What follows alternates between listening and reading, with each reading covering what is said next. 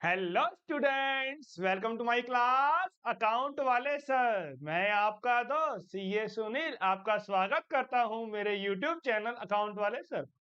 आज हम करने जा रहे हैं क्लास 12th अकाउंटेंसी की पार्टनरशिप से डेथ ऑफ अ पार्टनर।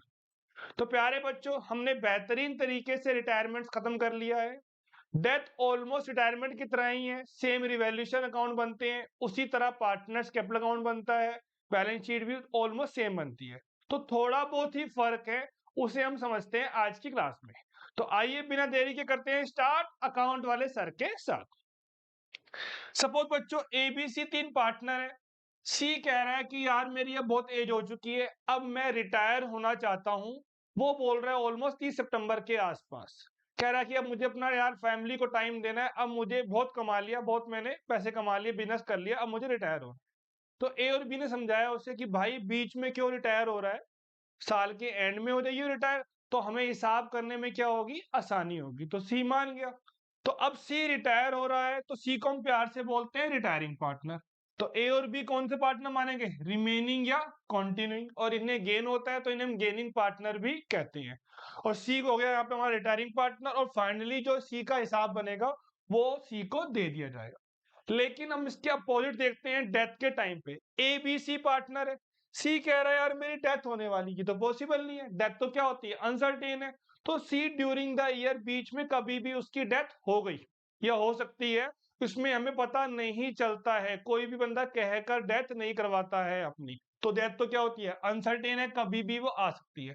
तो डेथ के टाइम पर, अब ड्यूरिंग द ईयर हो गई, हमें सी के एग्जीक्यूटर को या उसके रिप्रेजेंटेटिव जिसे हम बोलते हैं उत्तराधिकारी, हमें उसके जहां तक वो उसकी डेथ हुई, सपोज 2 महीने बाद डेथ होगी उसको, तो वहां तक की सैलरी देनी है, करंट ईयर प्रॉफिट का हिस्सा देना है, इंटरेस्ट देना है। तो इसके लिए यहाँ पर अलग से अकाउंटिंग की जाती है, वही समझेंगे हम आज की क्लास में। तो सी डाइड, सी मर गया, तो सी को हम लोग यहाँ प्यार से बोलते हैं डिसीज पार्ट। ए और बी वही रहेंगे, रिमेनिंग, गेनिंग या कंटिन्यूइंग पार्टनर रहेंगे। सी यहाँ पर क्या हो गया बच्चों, डिसीज पार्टनर हो गया। अब यहाँ पे पेमेंट सी को देने तो ऊपर जाएंगे नहीं, सी तो जा चुका है। तो पेमेंट यहाँ पर होती है सी के एग्जीक्यूटर को, जिसे हम प्यार से क्या बोलते हैं, नॉमिनी, लीगल हेयर बोलते हैं या रिप्रेजेंटेटिव बोलते हैं। क्लियर है बच्चों यहाँ तक।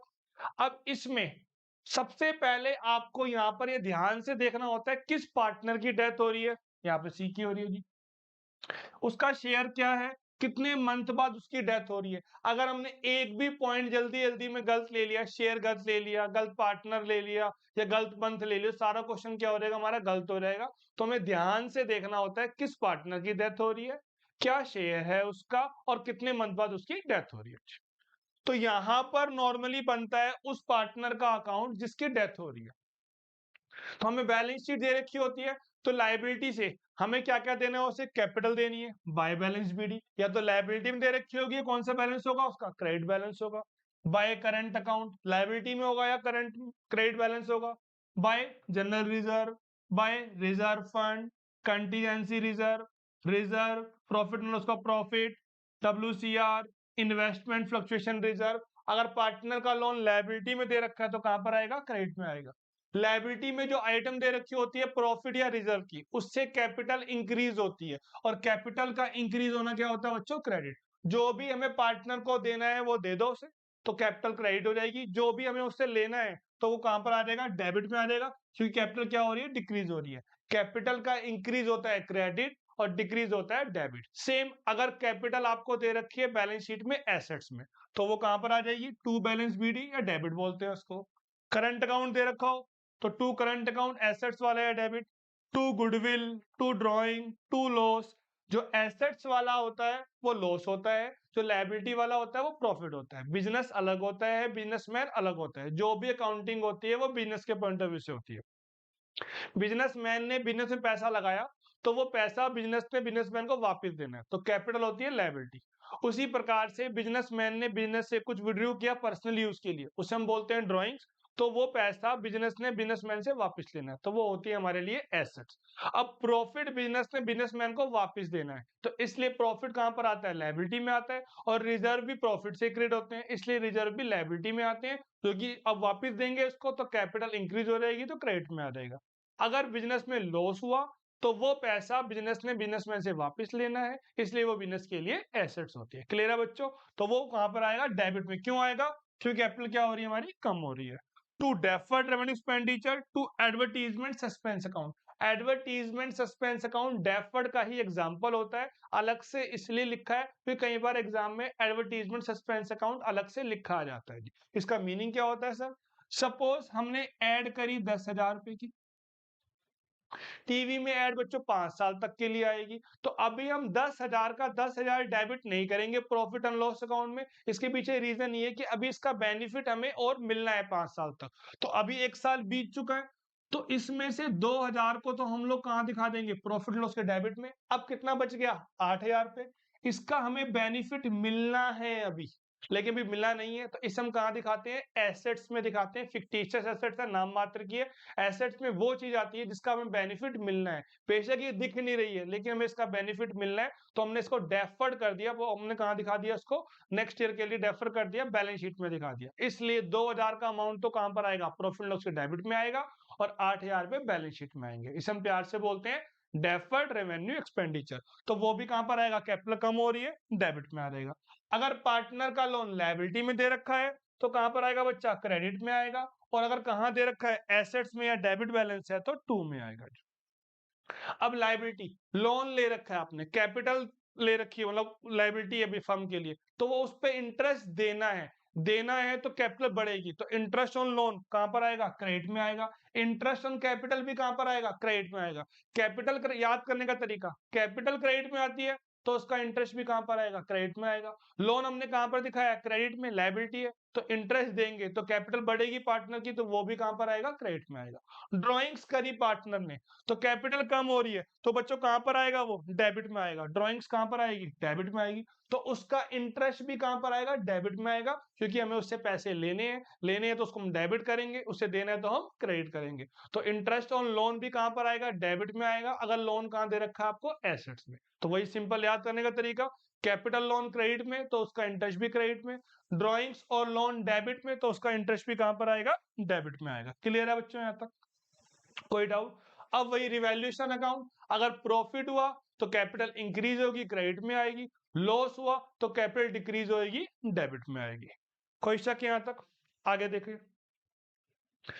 अब पार्टनर की ड्यूरिंग द ईयर डेथ होगी है, तो हमें क्या देना है उसे? इंटरेस्ट ऑन कैपिटल देना है, उसके वहां तक का पीरियड का सैलरी कमीशन देनी है, वहां तक का करंट ईयर का प्रॉफिट देना है। तो यहाँ पर जो हम अकाउंट ओपन करते हैं उसे हम बोलते हैं profit and loss suspense account. यहाँ पर हम प्रॉफिट एंड लॉस नहीं लिखते हैं क्योंकि वो तो ईयर एंड पे बनता है, तो हम ड्यूरिंग द ईयर बीच में बना रहे हैं हम लोग, इसलिए हम लोग यहाँ पर क्या बोलते हैं? Profit and loss suspense account. Same जो इंटरेस्ट ऑन ड्रॉइंग्स होगा जो डेबिट में आया, तो वहां पर भी हम लोग क्या वर्ड यूज करेंगे? Profit and loss suspense account. लेकिन कई बार हम लोग लिख देते हैं bye interest on capital, by two interest on drawing, by salary commission, तो वो भी चल जाता है। बाकी profit and loss suspense account से इसको हम ओपन करते हैं।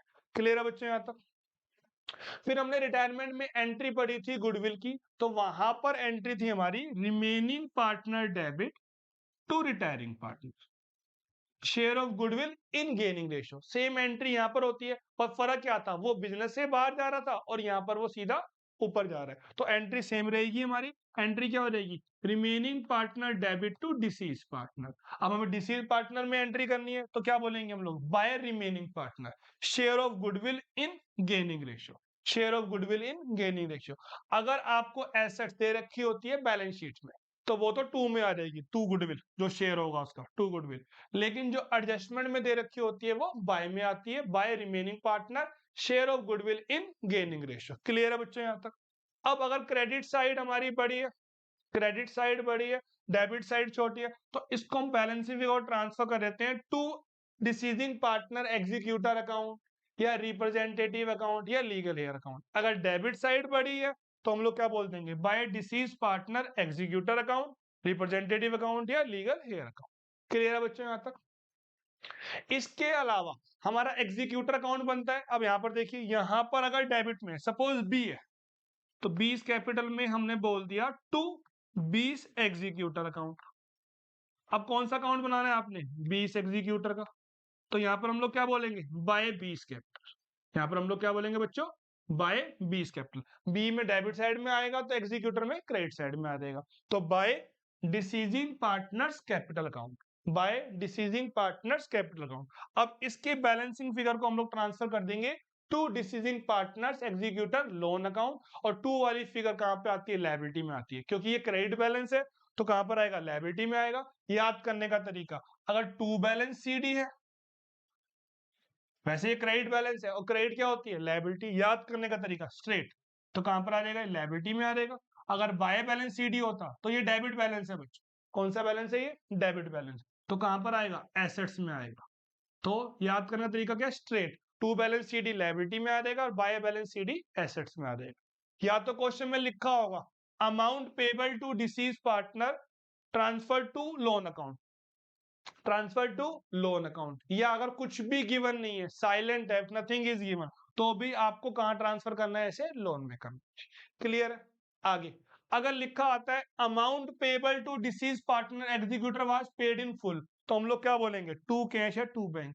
कई बार क्या होता है, फर्म के पास कैश या चेक नहीं पड़ा, बैंक बैलेंस नहीं है, तो वो कोई एसेट्स दे देते हैं, तो वहां पर हम लोग क्या बोलेंगे? To assets account. जो भी एसेट्स दी जा रही है, कार मशीनरी वगैरह, तो वो यहाँ पर आ जाएगी टू कार मशीनरी वगैरह, और जो भी इसके डिफरेंस का प्रॉफिट लॉस होता है उसको हम रिवैल्यूएशन अकाउंट में ट्रांसफर कर देंगे। क्लियर है बच्चों यहाँ तक? अब हो सकता है कुछ पेमेंट दे रही हो, a sum of rupees was paid immediately and balance in installment, तो कुछ पेमेंट हो रही है। सपोज हमें पेमेंट करनी थी 50,000 रुपए की, अभी हम दे रहे हैं 20,000 रुपए, तो टू कैश में कितना आ जाएगा? 20,000 कैश चेक, और बाकी लोन में आ रहा है कितना अमाउंट आ जाएगा? 30,000। तो तीन केस बनते हैं यहाँ पर। पहले तो हम बोलेंगे by deceasing partner capital account, decease partner. उसके बाद टू कैश फुल अमाउंट दे रहे हैं, टू लोन अगर साइलेंट है, क्वेश्चन बोल रहा है लोन में ट्रांसफर करो, और कुछ कैश कुछ लोन, कुछ कैश कुछ लोन। क्लियर है बच्चों यहाँ तक? क्लियर है जी यहाँ तक? डिसीज्ड पार्टनर बोलते हैं, क्या बोलते हैं हम लोग? Deceased partner. क्लियर है जी यहाँ तक? आगे देखिए, इन केस अगर डेबिट बैलेंस है हमारे पास, डेबिट बैलेंस कैसे? मान लो जो बी है यहाँ पर, 20 कैपिटल अकाउंट, यहाँ पर आ रहा है उसका फिगर, डेबिट बैलेंस आ रहा है 20 एग्जीक्यूटर, तो यहाँ पे हम लोग क्या बोलेंगे? To deceased partner capital account, to deceased partner capital account. अब हमें उनसे पैसे लेने हैं, तो क्या बोलेंगे? बाय कैश, बैंक, या by deceased partner executor loan account, by deceased partner executor loan account. Clear है बच्चों यहाँ तक? इसके अलावा कुछ फॉर्मूले होते हैं हमारे यहाँ पर छोटे छोटे से। अगर हमें क्या निकालना है? Calculation of interest on capital, interest on drawings, या इंटरेस्ट ऑन पार्टनर्स लोन, ये टाइम बेसिस पे होता है। सपोज उसकी डेथ 3 मंथ बाद हो रही है, तो फॉर्मूला क्या हो जाएगा? अमाउंट इंटू रेट अपॉन में 100 इंटू मंथ अपॉन में 12। अगर उसकी डेथ हो रही है 30 दिन बाद, तो हम लोग क्या बोलेंगे? इंटू डेज अपॉन में 365। अगर लीप ईयर होगा तो 366 आ जाएगा। क्लियर है? अगर रेट परसेंटेज के साथ पर एनम लिखा है, तो हम मंथ बाय 12 से मल्टीप्लाई करेंगे। ये हर चैप्टर के लिए, हर कोर्स के लिए, हर सब्जेक्ट के लिए, अगर यहाँ पर परसेंटेज की बात होती है, वहां पे पीए लिखा होता है तो मंथ बाय 12 से मल्टीप्लाई करते हैं।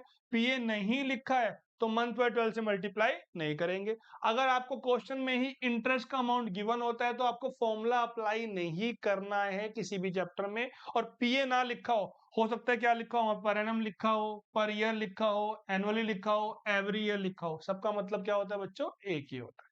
क्लियर है जी यहाँ तक? आगे देखिए, calculation of share of reserve, general reserve, reserve fund, contingency reserve, profit loss का profit, WCR, IFR, loss, goodwill, advertise suspense account, deferred non expenditure, ये हमें बैलेंस शीट में दे रखे होते हैं, पहले से चलते आ रहे हैं। तो यहाँ पर तो हम मन से करेंगे नहीं, तो ये ईयरली बेसिस पे होगा, जो भी उसका शेयर होगा वो पूरा मिल जाएगा। तो यहाँ फॉर्मूला होता है amount into share of disease partner, जो भी डिसीज पार्टनर का शेयर है वो उसे पूरा मिल जाएगा, जो भी डिसीज पार्टनर का शेयर है वो उसे पूरा मिल जाएगा। क्लियर है जी यहाँ तक? आगे देखिए, calculation of current year profit. अब यहाँ पर ड्यूरिंग द ईयर डेथ हो गया 3 मंथ बाद, तो क्वेश्चन कुछ ना कुछ बोलेगा, कोई बेस बताएगा कि लास्ट ईयर के बेस पे प्रॉफिट निकाल लो, एवरेज ईयर के बेस पे कर दो, ऐड कर दो 20%, लेस 30%, सेल बेसिस पे लगा दो। मतलब कुछ ना कुछ क्वेश्चन में आपको गिवन होगा, वो हम आगे करते रहेंगे। तो उसके बेस पे हम लेंगे पहले अमाउंट। जब हम अमाउंट इंटू शेयर करेंगे तो प्रॉफिट पूरे साल का आ गया। अब मुझे क्या करना पड़ेगा? इंटू मंथ अपॉन में 12, या डेज अपॉन में 365 करना पड़ेगा। तो उसका प्रॉफिट का हिस्सा आ रहेगा, तो इसको हम बोल देंगे by profit and loss suspense account. Loss होगा तो to profit and loss suspense account, profit में बाय में आएगा, कैपिटल बढ़ेगी तो क्रेडिट, लॉस होगा तो कैपिटल घटेगी तो कहां पर आएगा, डेबिट में आएगा। क्लियर है एकदम बच्चों, कोई डाउट पूछिए, कोई डाउट आ रहा कमेंट कीजिए, आगे देखते हैं। सेम कहानी सैलरी कमीशन पे होती है। अगर आपको एनुअल अमाउंट गिवन है 24,000 पे साल का, और उसकी डेथ हो रही है 2 महीने बाद, तो इंटू कितना कर दोगे आप, 2/12। अगर आपको शुरू से ही गिवन है 1,000 मंथली अमाउंट है, और कितने में डेथ हो रही है उसकी, 2 महीने बाद, तो इंटू 2 कर देंगे जी। तो फॉर्मूला हो जाएगा एनुअल अमाउंट इंटू मंथ/12, या मंथली अमाउंट इंटू मंथ कर देंगे। अगर आपको एनुअल अमाउंट गिवन और डेट्स में डेथ हो रही है, तो इंटू डेज अपॉन में 365 हो जाए। ये सिंपल से छोटे छोटे 3-4 फॉर्मूले हैं और एक फॉर्मेट है, उसके बेस पे आप कोई भी क्वेश्चन आराम से कर सकते हैं। ये हमारे सेम वर्ड होते हैं, ये आपको याद होने चाहिए, किसी भी रूप में लिखा आ सकता है। प्रॉफिट लॉस का प्रॉफिट लिखा हो, क्रेडिट बैलेंस लिखा हो, लायबिलिटी हो, यहाँ पे क्या होता है एसेट्स, डेबिट, यहाँ पे लॉस लिखा होगा, एक्यूमुलेटेड प्रॉफिट यहाँ लॉस होगा, पास्ट ईयर प्रॉफिट या losses, previous year profit, profit लिखा हो simple, profit to balance sheet date, profit to date, undistributed profit, simple लिखा हुआ है प्रॉफिट एंड लॉस अकाउंट, तो हम क्या मानते हैं, फिर प्रॉफिट मानते हैं। क्लियर है बच्चों एकदम यहाँ तक, आगे देखिए। वर्कमैन कंपनसेशन रिजर्व लिखा हो या फंड लिखा हो, सेम आईएफआर में। पार्टनर्स का लोन अगर कहां दे रखा है आपको, लायबिलिटी या क्रेडिट में, या क्या बोल सकता है, फर्म ने लोन लिया फ्रॉम पार्टनर, या लोन एडवांस बाय पार्टनर, या loan advance bye partner, partner ने लोन दिया है जी, या पार्टनर ने एसेट में दे रखा है डेबिट में, लोन दिया हमने पार्टनर को, या loan advance to partner, partner को हमने लोन दिया, हम कौन, फर्म ने, तो हमारे लिए क्या होती है, एसेट्स। लोन ले रखा है तो लायबिलिटी, लोन दे रखा है तो एसेट्स। क्लियर बच्चों यहाँ तक। बैलेंस शीट, एसेट्स वाली गुडविल का एडजस्टमेंट वाली गुडविल से कोई लिंक नहीं होता है। बैलेंस शीट वाली गुडविल डेबिट में आती है टू गुडविल अकाउंट, एडजस्टमेंट वाली गुडविल क्रेडिट में आती है by remaining partners capital account. कई बार क्वेश्चन में ऊपर भी गुडविल दे रखी होती है, नीचे भी गुडविल फॉर्म दे रखा होता है, तो बच्चा सोचता कहीं ये रिवैल्यूएशन अकाउंट में तो नहीं आएगी। नहीं बच्चों, ऐसा नहीं होता। जो आपको बैलेंस शीट में दे रखी होती है एसेट, इसे हम लोग बोलते हैं already appear in the books, already existed in the book, तो जो ये गुडविल होगी ये डेबिट में आ जाएगी, क्योंकि कैपिटल कम हो रही है, ओल्ड पार्टनर से विड्रॉ कर लेंगे। और जो आपको एडजस्टमेंट में गुडविल दे रखी होती है, वहां से हम निकालेंगे पहले शेयर ऑफ गुडविल, और उससे हम एंट्री पास कर देते हैं remaining partner debit to deceased partner, और रिटायरमेंट में हम लोग बोल देते हैं टू रिटायरिंग पार्टनर। तो ये बाय में आ जाएगी, बाय रिमेनिंग पार्टनर। डिसीज में कहा बोलोगे इसको, by remaining partner share of goodwill in gaining ratio. Twice वही 2 गुना पता आप लोगों को, थ्राइस 3 गुना। साइलेंट में ओल्ड रेशियो क्या मानते हैं हम लोग, इक्वल मानते हैं, फंडामेंटल में हमने पढ़ रखा है जी। क्लियर है बच्चों यहाँ तक। तो ये छोटा सा हमारा फॉर्मेट था। एक हमारा कैपिटल अकाउंट बनाना होता है हमारे को, एग्जीक्यूटर अकाउंट, और कुछ फॉर्मूले होते हैं, उसके बेस पर आज एक क्वेश्चन देखते हैं, फिर बाकी क्वेश्चन हम नेक्स्ट वीडियो में करेंगे। तो आइए बच्चों देखते हैं क्वेश्चन नंबर 1। क्वेश्चन को बच्चों हम एक ही बार पढ़ेंगे और साथ साथ उसको हम करते चलेंगे। A and B are partner sharing profit and losses in the ratio of 3:2। B died, तो हमें क्या देखना है, किस पार्टनर की डेथ हो रही है, बी की हो रही है, 2/5 शेयर है, बी डाइड, और कितना शेयर है उसका, 2/5।